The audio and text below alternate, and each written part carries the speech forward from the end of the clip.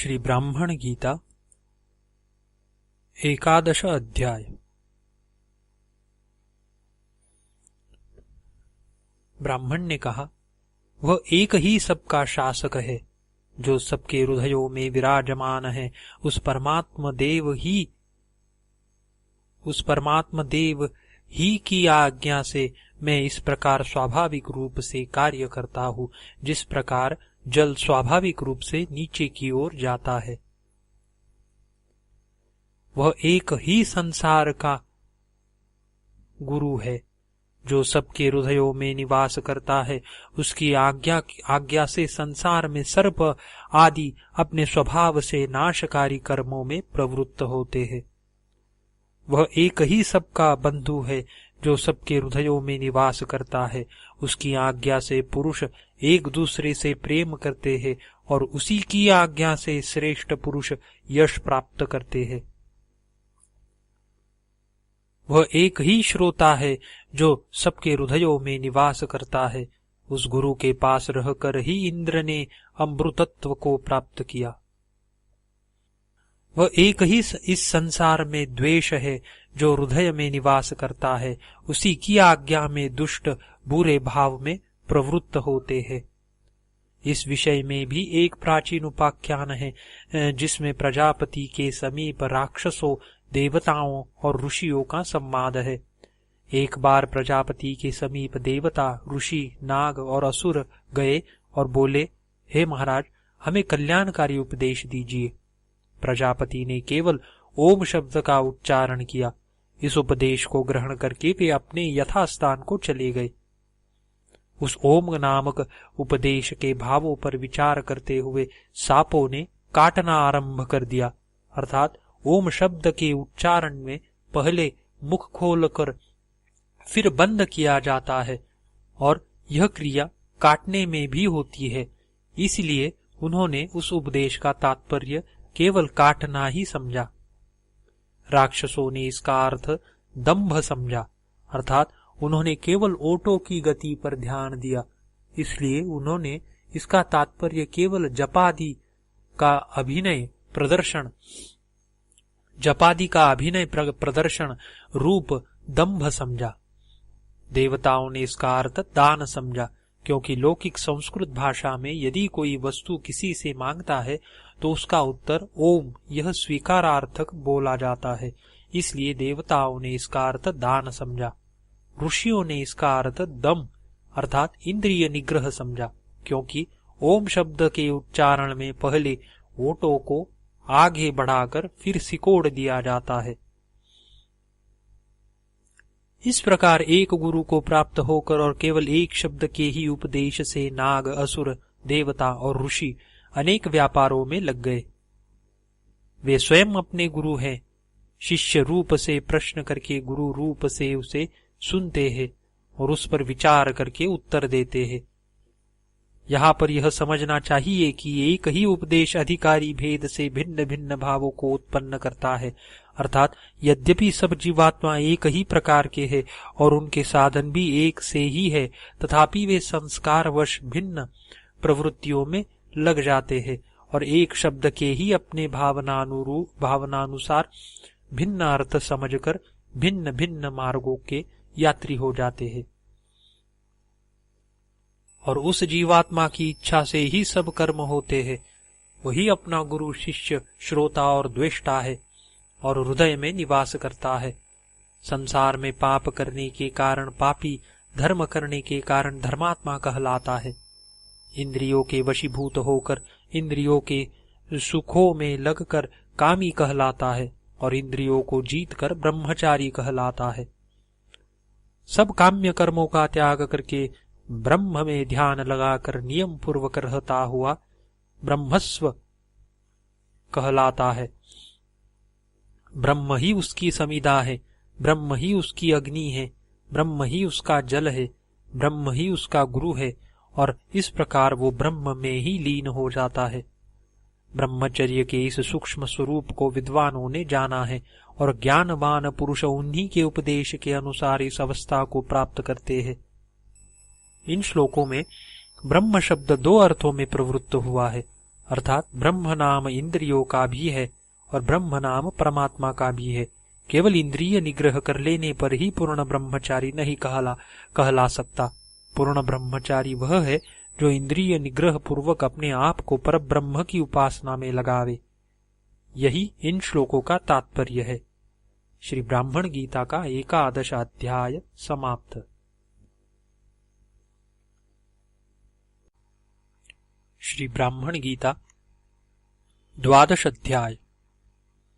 ब्राह्मण बोला, हे सुभगे, संकल्प रूपी डांस और मच्छरों से युक्त, शोक और हर्ष रूपी सर्दी और गर्मी से युक्त, मोह तथा अंधकार रूपी अंधेरे से युक्त, लोभ और व्याधि रूपी सर्पों से युक्त, काम और क्रोध रूपी विघ्नों से युक्त तथा प्राणियों के द्वारा अकेले ही पार करने योग्य मार्ग को पार करने में अब बड़े भारी वन में प्रविष्ट हुआ। ब्राह्मणी बोली, हे विद्वन, वह वन कहाँ है? कौन उसके वृक्ष है? कौन उसकी नदियां है? गिरी पर्वत उसके क्या है? और वह वन कितनी दूर है? ब्राह्मण बोला, प्रिय, उससे कोई वस्तु पृथक नहीं है, न उससे कोई अधिक सुख है, उससे उसके समीप भी कोई नहीं है, और उससे अधिक दुख भी कहीं नहीं है। न उससे कोई छोटा है, न उससे कोई बड़ा है, न उससे अधिक कोई सूक्ष्म है, न उसके बराबर कोई सुख है। विद्वान लोग उसमें प्रविष्ट होकर शोक और हर्ष से मुक्त हो जाते हैं। न वे किसी से डरते हैं, न उनसे कोई डरता है। उस वन में 7 बड़े वृक्ष है, 7 ही उनके फल है, 7 अतिथि है, 7 आश्रम है, 7 समाधि है, 7 दीक्षाएं है।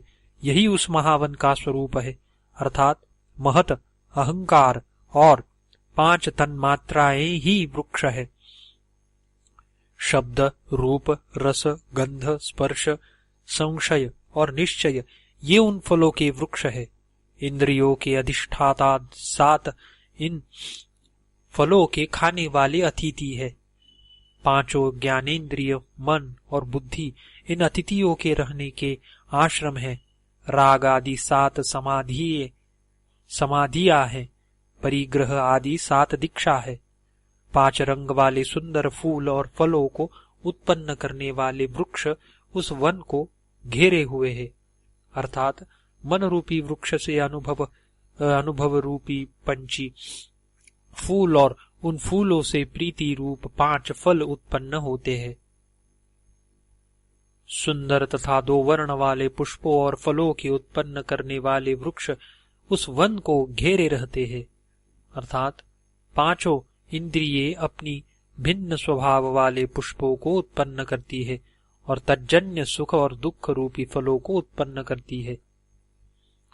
सुगंधित तथा 2 वर्ण वाले फूलों और फलों को उत्पन्न करने वाले वृक्ष उस वन को घेरे रहते हैं, अर्थात यज्ञादि वृक्ष स्वर्गादि रूप बहुत से फलों और फूलों को उत्पन्न करते हैं।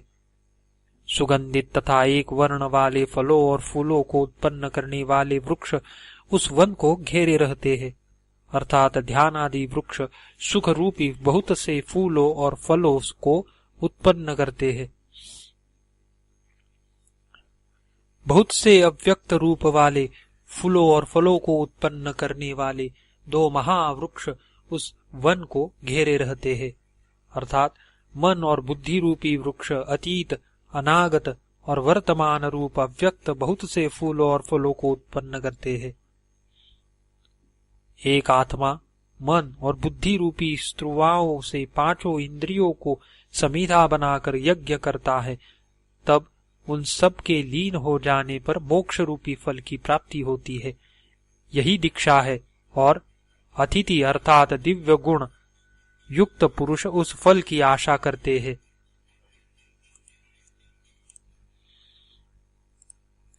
इसका तात्पर्य यह है कि केवल वही पुरुष मोक्ष रूपी फल को प्राप्त करते हैं जिनके कर्म स्वार्थ न होकर परार्थ होते हैं। उपनिषद में भी कहा है कि जब 5 ज्ञानेन्द्रियां मन के साथ रहती है और बुद्धि अपने व्यापार को छोड़ देती है, उस अवस्था का ही नाम परम गति है। यह अवस्था इस यज्ञ से ही प्राप्त होती है। इंद्रियों के अधिष्ठाता देव जब उस आतिथ्य अर्थात उस फल को स्वीकार करके लीन हो जाते हैं, उस समय वह अवस्था अत्यंत रुचिकर होती है। जो मुमुक्षु मोक्ष रूपी फल, शांति रूपी छाया, ज्ञान रूपी आश्रम, तृप्ति रूपी जल और अंत क्षेत्रज्ञ रूपी सूर्य से युक्त प्रज्ञा रूपी वृक्ष पर चढ़ जाते हैं, उन्हें फिर किसी वस्तु का डर नहीं रहता। वह प्रज्ञा रूपी वृक्ष दिशाओं से सीमित नहीं है।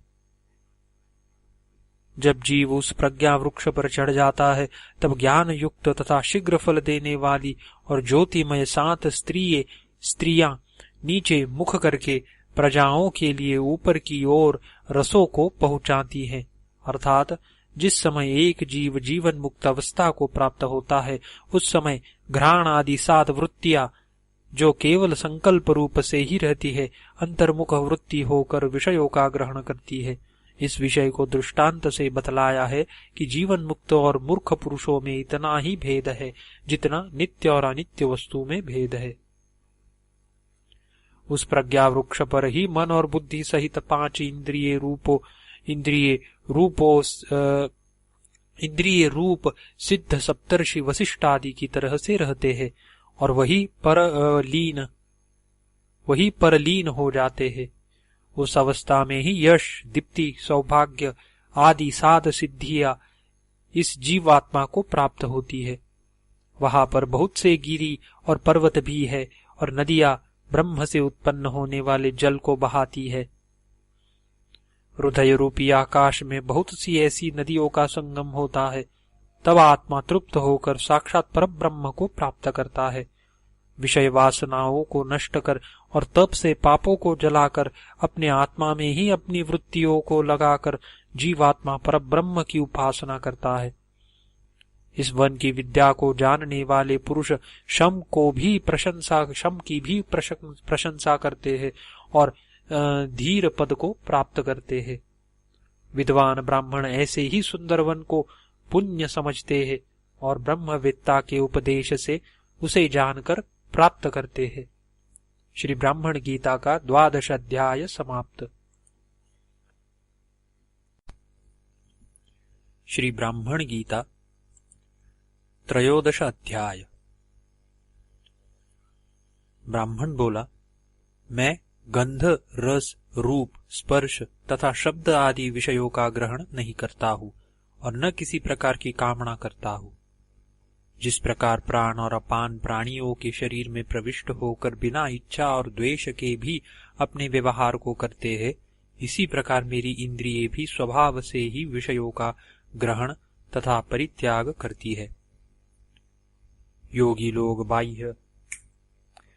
लोग बाह्य, घ्राण, घ्रेय आदि विषयों से अतिरिक्त वासना रूप घ्राण, घ्रेय आदि विषयों में नित्य अनुगत जो विषय है, उनसे भी पृथक जीवात्मा को शरीर में समझते हैं। और क्योंकि मैं भी उसी अवस्था में हूँ, इसलिए काम, क्रोध, बुढ़ापा और मृत्यु मुझे कष्ट नहीं पहुंचा सकते। जिस प्रकार कमल पत्र पर जल का कोई प्रभाव नहीं होता, इसी प्रकार मुझ पर भी इच्छा द्वेष आदि का कोई प्रभाव नहीं होता, क्योंकि मैं न किसी वस्तु की कामना करता हूँ और न किसी से द्वेष करता हूँ। जिस प्रकार सूर्य की किरणें आकाश में रहती है पर आकाश में लिप्त नहीं होती, इसी प्रकार नित्य जीवात्मा इन अनित्य भावों में रहता हुआ भी लिप्त नहीं होता। हे प्रिय, इस विषय का एक याज्ञिक और सन्यासी के संवाद से प्राचीन उपाख्यान है, उसको सुनो। एक बार एक सन्यासी ने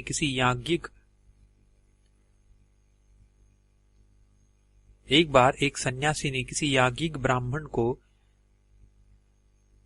यज्ञ में पशु प्रोक्षण करते हुए देखकर उससे कहा कि हिंसा करना आपको उचित नहीं है। याज्ञिक बोला, मैं इस बकरे का विनाश नहीं कर रहा हूं, किंतु यज्ञ में हनन करने से इसका कल्याण होगा, ऐसा सुना जाता है। जो इसका पार्थिव भाग है वह पृथ्वी में मिल जाएगा, जो जलीय अंश है वह जल में प्रविष्ट हो जाएगा, चाक्षुष भाग सूर्य में और श्रोत्रिय भाग आकाश में और प्राण दिशाओं में चले जाएंगे। इसीलिए मुझे इस शास्त्रीय कर्म के करने में कोई पाप नहीं है। सन्यासी ने कहा, यदि बकरे के प्राण वियुक्त हो जाने से बकरे का कल्याण है तो यह यज्ञ केवल बकरे के लिए ही है, आपका कोई प्रयोजन नहीं होना चाहिए। इस यज्ञ में बकरा आपको भाई, पिता, माता और सखा जाने और आप भी इस पराधीन बकरे को ऊर्ध्वगामी करने का विशेष प्रयत्न कीजिए। जब जंतु आपको इस भावना से देखेंगे तब आप उनका कल्याण करने में समर्थ होंगे और उनकी बात पर विचार करेंगे। यदि आप मंत्र के द्वारा इस पशु के प्राण आदि सब तत्वों को यथास्थान पहुंचा देंगे तो केवल जड़ शरीर शेष रह जाएगा। प्राण रहित शरीर ईंधन के समान है। जो लोग चेतना रहित शरीर के द्वारा यज्ञ करने के अभिलाषी होते हैं, पशु ही उनके ईंधन हुआ करते हैं। किंतु प्राचीन आचार्यों की यह आज्ञा है कि अहिंसा ही सब धर्मों में श्रेष्ठ है और जिस कार्य में हिंसा न हो वही कर्म करना चाहिए। यदि मैं यह प्रतिज्ञा कर लूं कि मन, वचन और कर्म से कभी हिंसा न करूंगा, तब आप मेरे कार्यों में बहुत से दोष देंगे। मेरा विचार तो यह है कि सब प्राणियों के साथ हिंसा न करना ही उत्तम है, किंतु मैं केवल प्रत्यक्ष हिंसा को ही दूषित बतला रहा हूँ, परोक्षों को नहीं। याज्ञिक बोला, तुम भूमि से गंध, जल से रस, अग्नि से रूप, वायु से स्पर्श, आकाश से शब्द, मन से विचार ग्रहण करते हो और यह भी विचार करते हो कि इन सब पदार्थों में प्राणी रहते हैं और आपने अहिंसा का व्रत धारण कर रखा है। क्या इन विषयों के भोगने में हिंसा नहीं होती? वस्तुतः कोई कर्म हिंसा बिना हो ही नहीं सकता। कहिए, अब आप क्या कह सकते हैं? सन्यासी बोला, आत्म क्षर और अक्षर भेद से दो प्रकार का है। जिस समय जीवात्मा इंद्रियों के वशीभूत होता है उस समय उसे क्षर, और जब वह इंद्रियों को अपने वशीभूत कर लेता है तब उसे अक्षर कहते हैं। प्राण, जिह्वा, मन और सत्व यह सद्भाव कहलाते हैं और इन भावों से विमुक्त होने पर तथा द्वंद्वों से रहित होने पर और आशाओं से छोड़ देने पर जीवात्मा सब प्राणियों में समदर्शी हो जाता है और अहंकार को नष्ट करके अपने आप को जीत लेता है। ऐसी अवस्था में वह हिंसा से नहीं डरता। याज्ञिक ने कहा, हे श्रेष्ठ, आपकी बात सुनकर मुझे यह निश्चय हो गया है कि सज्जनों के साथ ही रहना चाहिए। हे महाराज, इस समय आपके उपदेश से मैं ज्ञानवान हो गया हूँ और मैं यह समझ गया हूँ कि अहिंसामय विहित यज्ञ के करने से मैं अपराधी नहीं होऊंगा। ब्राह्मण बोला, याज्ञिक की इस युक्ति को सुनकर सन्यासी चुप हो गया और याज्ञिक मोहहीन होकर अहिंसामय यज्ञ करने लगा। ज्ञानी पुरुष इसे ही मोक्ष का सूक्ष्म मार्ग बताते हैं और ज्ञानी पुरुषों के द्वारा इसको जानकर इसका पालन करते हैं। श्री ब्राह्मण गीता का 13 अध्याय समाप्त। श्री ब्राह्मण गीता 14 अध्याय। ब्राह्मण बोला, इस विषय में भी एक प्राचीन उपाख्यान है जिसमें कार्तवीर्य और समुद्र का संवाद है। कार्तवीर्य अर्जुन नामक एक बड़ा बली राजा था जिसने अपने बल से समुद्र पर्यंत पृथ्वी को जीत लिया था। हमने यह सुना है कि एक बार समुद्र के किनारे घूमते हुए उसने अपने बल के अभिमान से समुद्र को अपने बाहों से आच्छादित कर दिया। समुद्र ने राजा से हाथ जोड़कर तथा नमस्कार करके कहा, हे वीर, तुम बाणों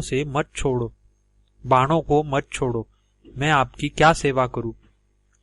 हे महाराज, आपके बाणों से मेरे आश्रय में रहने वाले प्राणी दुख पा रहे हैं, कृपा कर उन्हें अभय दान दीजिए। कार्तवीर्य अर्जुन ने कहा, यदि कोई धनुर्धारी युद्ध में मेरा सामना कर सके तो बतलाओ। समुद्र बोला, हे राजन, आपने महर्षि जमदग्नि का नाम सुना होगा। उसका पुत्र आपका आतिथ्य अच्छी तरह करने में समर्थ है। फिर वह राजा अत्यंत क्रुद्ध होकर महर्षि जमदग्नि के पुत्र परशुराम के पास गया। वहां उसने अपने संबंधियों के सहित परशुराम जी के विरुद्ध बहुत से ऐसे कार्य किए जिनसे उन्हें बहुत कष्ट पहुंचा। हे सुंदरी, उस समय अत्यंत तेजस्वी परशुराम जी का पराक्रम प्रकट हुआ और वह कार्तवीर्य अर्जुन की सेना को दग्ध करने लगा। परशुराम जी ने अपने फरसे से सहस्त्रबाहु पर इस तरह प्रहार करना आरंभ किया जिस तरह वृक्ष को काटा जाता है। कार्तवीर्य अर्जुन को मरा हुआ देखकर उसके सब साथी तलवार और शक्तियों को लेकर परशुराम जी की ओर दौड़े। परशुराम भी रथ पर चढ़कर धनुष्य को लिए हुए अस्त्रों की वर्षा करने लगे तथा अपना बल प्रदर्शित करने लगे। उस समय बहुत से क्षत्रिय परशुराम जी के बल से डरकर ऐसे गिरिकंदरों में छिप गए जैसे सिंह के भय से मृग छिप जाते हैं। तब क्षत्रियों ने परशुराम जी के भय से अपने कर्तव्य का परित्याग कर दिया और ब्राह्मणों के अभाव से संपूर्ण प्रजा शूद्रत्व को प्राप्त हो गई। इस प्रकार क्षात्र धर्म नष्ट हो जाने से द्राविड़, आभीर, पुंड्र और शबर भी शूद्रत्व को प्राप्त हो गए। क्षत्रिय विधवाओं से ब्राह्मणों के द्वारा जो क्षत्रिय संतान उत्पन्न हुई उसे भी परशुराम जी ने मार दिया।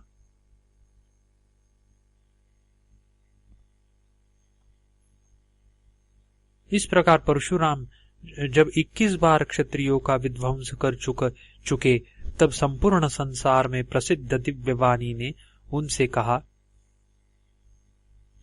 हे परशुराम, ठहरो, इस तरह क्षत्रियों के बार बार विध्वंस करने से क्या लाभ होगा। रुचिक प्रभृति महापुरुषा ने भी उन्हें इस कार्य के करने से रोका। अपने पिता की मृत्यु को न सह सकने के कारण परशुराम जी ने उन ऋषियों से कहा कि आपका निषेध करना ठीक नहीं है। ऋषि बोले, आप ब्राह्मण हैं, आपको क्षत्रियों का वध करना उचित नहीं है। श्री ब्राह्मण गीता का 14 अध्याय समाप्त।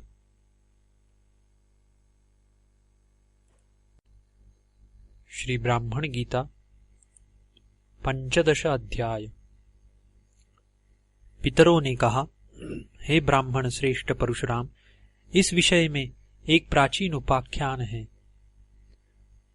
उसे सुनकर आपको कार्य करना चाहिए। एक महातपस्वी, धर्मात्मा, सत्यवादी, महात्मा, व्रती राजर्षि अलर्क थे। उसने धनुष्य से संपूर्ण पृथ्वी को जीत कर ब्रह्म की प्राप्ति में अपने मन को लगाया। एक समय वह वृक्ष के नीचे खड़ा हुआ, यह सोचने लगा कि मैं कर्म का परित्याग कर ब्रह्म को जानने का यत्न करूंगा। अलर्क विचार करने लगा कि मन बड़ा बलवान है, मन के जीतने से ही जीत है, इसलिए मैं अब बाह्य इंद्रिय रूपी शत्रुओं को जीतने के लिए उन पर बाणों का प्रयोग करूंगा। मन अत्यंत चंचल है और सब प्राणियों को जीतने की इच्छा करता है, इसीलिए मैं अब अत्यंत तीक्ष्ण बाणों को मन पर छोड़ूंगा। तब मन ने कहा, हे अलर्क, इन बाणों का मुझ पर कुछ प्रभाव न होगा, यह तेरे ही मर्म स्थानों को बेधेंगे, जिससे तू मर जाएगा।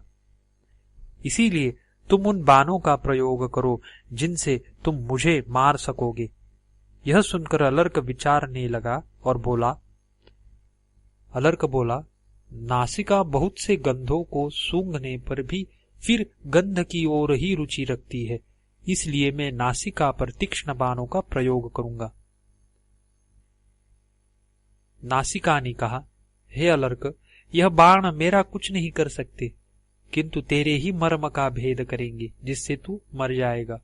इसलिए तुम उन बाणों का प्रयोग करो जिनसे मुझे मार सकोगे। यह सुनकर अलर्क विचार करने लगा।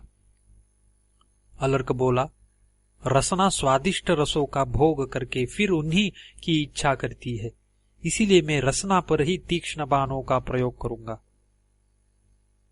तब रसना ने कहा, अलर्क, तुम इन बाणों से मुझे नहीं जीत सकते, ये तेरे ही मर्म का भेदन करेंगे, जिससे तू मर जाएगा।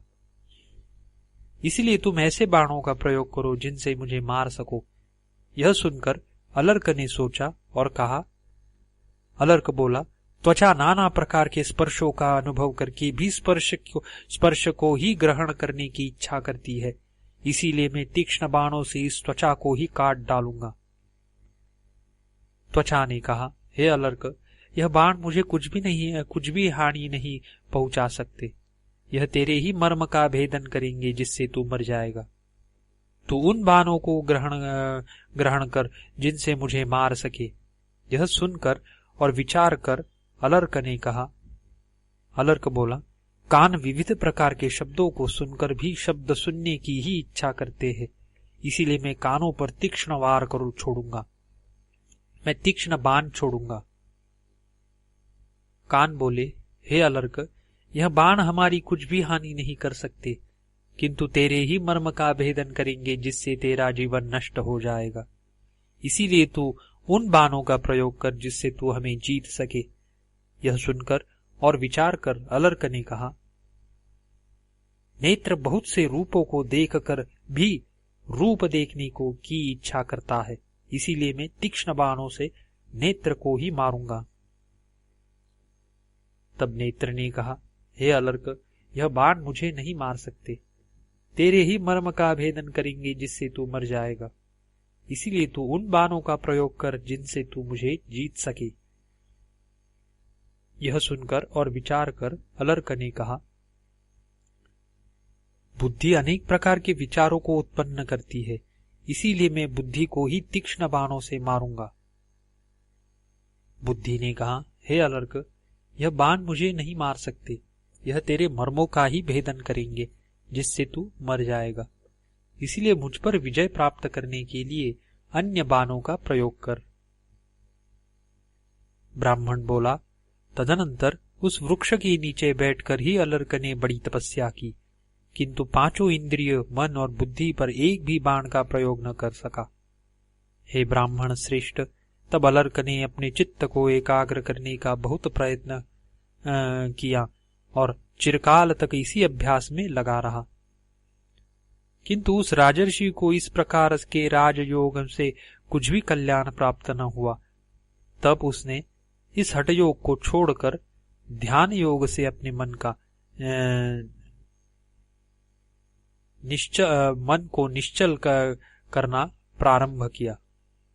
परम तपस्वी अलर्क ने एक ही बाण से इंद्रियों को जीत लिया और फिर योग बल से परम सिद्धि प्राप्त की।